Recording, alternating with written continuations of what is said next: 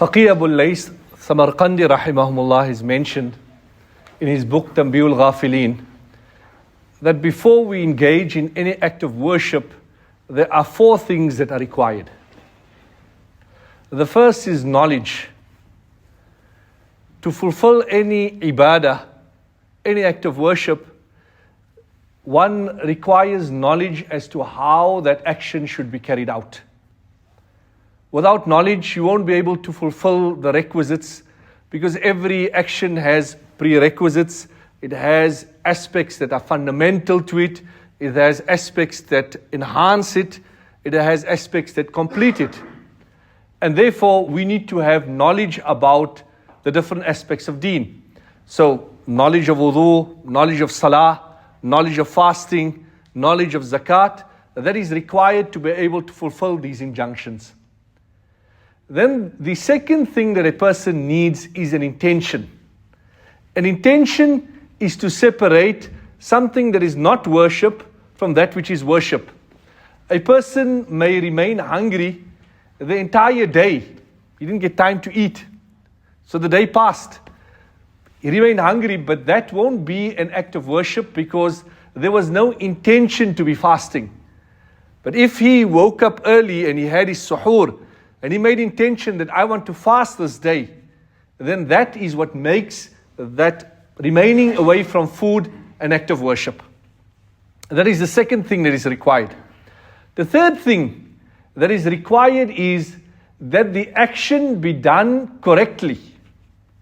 So you need knowledge, and then you need to actually do the action correctly. If a person does not do the action correctly, then it will not be accepted, no matter how much sincerity a person has. There's a great scholar of deen, Mullah Ali Qari rahimahumullah, who had written a book on Hajj, but he had not yet performed Hajj. And when he came onto the mataf, he was so overwhelmed by the emotion of being in front of the Baytullah and in almost a state of trance and ecstasy, that he started making tawaf, but he started making tawaf in such a way that his right shoulder was to the Baytullah. And someone stopped him and said that, don't you know how to make tawaf? You should be making tawaf with your left shoulder to the Baytullah. That is the way you make tawaf. And then the person told him that, why didn't you not research with regards to tawaf and performing Hajj? There's a great book by a certain scholar. You should have read that book beforehand. And it turned out that he was the one who wrote that book. The point is that he was in a state of ecstasy and therefore he was overwhelmed by the moment. But tawaf that is not rendered in a particular manner, without wudu, without the left shoulder facing the Qibla or the Kaaba, without starting at a point, is not tawaf. No matter how sincere you are, no matter what feelings you have in your heart, but if it's not done as it's prescribed to be done, it is not valid. So that is the third thing that is required for an action, that the action be done correctly. And the fourth thing that is required from an action is that it be done sincerely for the sake of Allah. That there's no ulterior motive or any other intention that is made. That with your heart, with your action, with your statement, there's only one thing that one intends, and that is the sake of Allah. وَمَا أُمِرُوا إِلَّا لِيَعْبُدُوا اللَّهَ مُخْلِصِينَ لَهُ الدِّينَ. In the verse of the Noble Quran, Allah Rabbul Izzah says, وَمَا أُمِرُوا, and they have not been instructed, إِلَّا لِيَعْبُدُوا اللَّهَ, to worship Allah alone, مُخْلِصِينَ لَهُ الدِّينَ, making their deen sincerely for the sake of Allah alone. And it comes in a hadith that on the day of Qiyamah, different people who were granted different bounties will be called up. So the person who was a martyr, who sacrificed his life on the battlefield, will be called up. And that person will be reminded of his various bounties that Allah had granted him. And he will then be asked, what have you done with regards to these bounties? And he will say that I did this and I did that, and I sacrificed my life for your sake, Ya Allah. And he will be told, you lie. You are lying. You did not sacrifice your life for my sake. Rather, you sacrificed your life so that people can say, Jari'un, what a brave man. That's what you wanted people to say. And you sacrificed so that you can get the praise. You got the praise. That's it. Go and get your reward from those who you did this action for. And this person will be thrown headlong into the fire of Jahannam. Then a person of knowledge will be brought, a Qari of the Noble Quran. And he will be asked that Allah had granted you this knowledge. Allah gave you the ability to recite the Noble Quran. What did you do? And he says, I taught people and I recited the Quran. And it will be said to him, you recited the Quran so people can say, what a beautiful voice. When we listen to you, we are moved. Our soul is stirred. That is what you wanted. And this person will be thrown into the fire of Jahannam. Then a person will be brought. And this person would have been given lots of wealth in this world. And the person will be asked, what did you do with regards to the wealth? And the person will say, I gave lots of charity. I helped this person. I helped that person. I gave to this project. I assisted in different places. And it will be said, the reason why you assisted so people can say, what a generous man.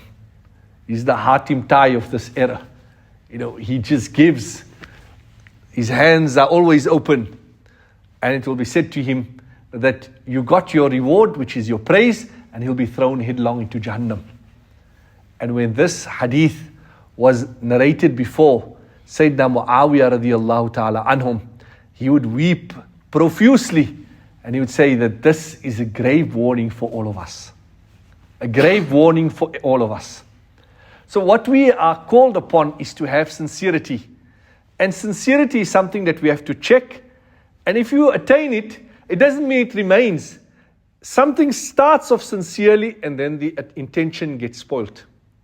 And then also, if the intention gets spoilt, we can also then make istighfar and come back again and revert to our original intention. So, Sayyidina Ali radiallahu anhu said that there are 4 signs of insincerity. That a person, number 1, he is reluctant, disinclined when in solitude. When nobody's seeing, then he's not so energetic to do his action. When he's in a foreign country and nobody knows him, his dressing is different. He doesn't go to the masjid, he doesn't perform his salah because there's no social expectation on him. Nobody has some sort of a understanding of who he is, so he doesn't have to live up to his reputation. So that is a sign of insincerity. How you are in privacy is different from your public. So that is the first sign, that a person is lazy, lackadaisical, and disinterested when in solitude. The second sign of insincerity is a person is very energized when people are seeing, when the lights are on, when the cameras are there. Then the person is in the front to give a donation. When there will be recognition, will there be market value from this? What will we get from the donation? What promotional value will this add to us? So when people are there, when people are watching, and then the person is very energized. One day, Abu Umama al-Bahili radiyallahu anhu came in the masjid, and there was someone in sajda, and the person was crying in sajda. So he pulled him up and he said to him, "Law kana hadha fi baytik." If only this display was in your home. Why do you come into the masjid and render this type of worship here? What do you want? People must say, what a pious man, what a devoted man. He's weeping so much. He has a deep connection with Allah. This should be in privacy. So that is the second sign of insincerity. The third sign of insincerity is a person excels specifically with those acts of worship which will draw people's praise. So you do things knowing that if I do this, people will praise me, people will acknowledge me, people will recognize me. I want to do things that will bring the limelight upon me. And we want to do those things which we will draw the praise and attraction of people. So there are certain things that, like being generous, like donating, and there are times when it is beneficial to donate in public. There are times when it should be done in solitude. When we do things for a community, there are times when it should be done in a public way, and there are times when it should be done in a private way. And in that way, it becomes more cleansing for ourselves. So a third sign of insincerity is that a person only wants to do those things which people will recognize, which people will come to know, which will be in the public domain, where you can get the accolades for what you've done. And the fourth sign of insincerity is a person will abstain from things which will draw criticism, even though that is the right thing. Despite knowing this is the right thing, a person will abstain from it. And we have a beautiful example in this regard when the Sahaba radiallahu anhum were interacting with the Romans, and a morsel of food had fallen on the ground, and one companion said to the other that if we pick up this morsel now, these Romans will think that, these people are uncultured, they barbaric, they don't have no table mannerism, so just leave it on the floor. And the other Sahabi spoke and he said, "Atruku sunnata habibi li ha'ulai al-humaqa," that should I leave the sunnah of my beloved for these ignoramus people? What they think is their matter. This is the sunnah. I will continue doing it under whatever circumstances. So, even under those circumstances when it may draw criticism, but it's the right thing to continue with that. Allama ibn Taymiyyah rahimahumullah says that if a person has the habit daily to perform the mid-morning prayer, what we term as Salatul Duha, mid-morning around 9-10 o'clock, and this is your normal habit, and now you perhaps with a group of people traveling, or you with others, and that time you should still perform the salah.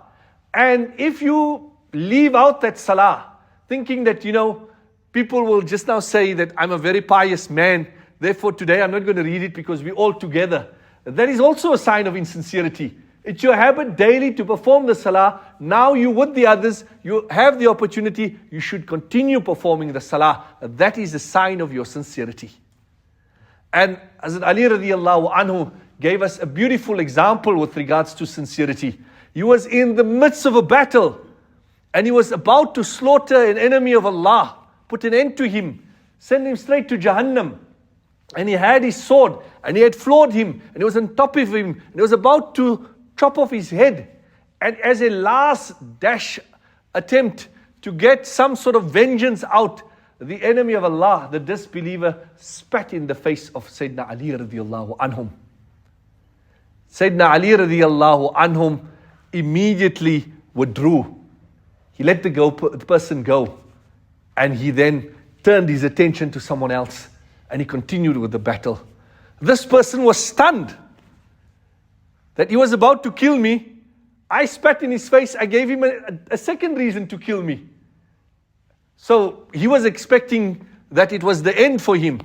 Yet Sayyidina Ali then withdrew, and this person was baffled, and he wanted to know what was the reason for this.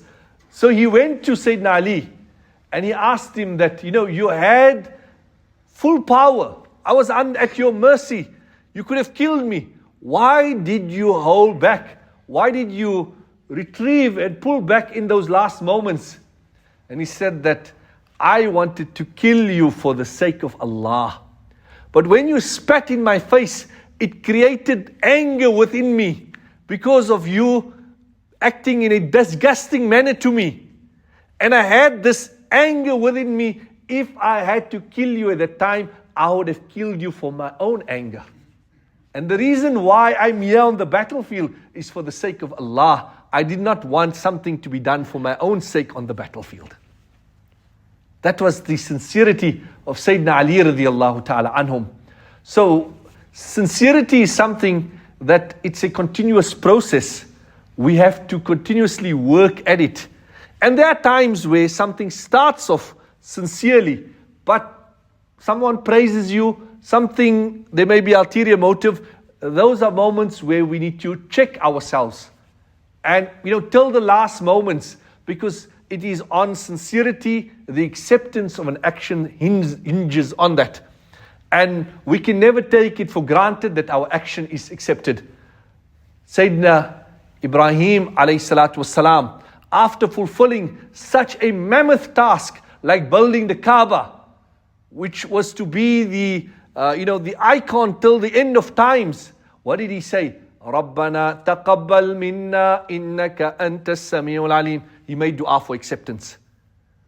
And that is a sign of sincerity, that we make dua for acceptance. Allah subhanahu wa ta'ala speaks about the believers and He says, وَالَّذِينَ يُؤْتُونَ مَا آتَوْا وَقُلُوبٌ وَجِلَةٌ. Those who do what they're supposed to do, who give what they were supposed to give, yet their hearts tremble with the fear that we haven't done it as we ought to have done it, and that we haven't fulfilled the rights of this action. So may Allah Rabbul Izzah grant us sincerity, that our every action is solely for His sake.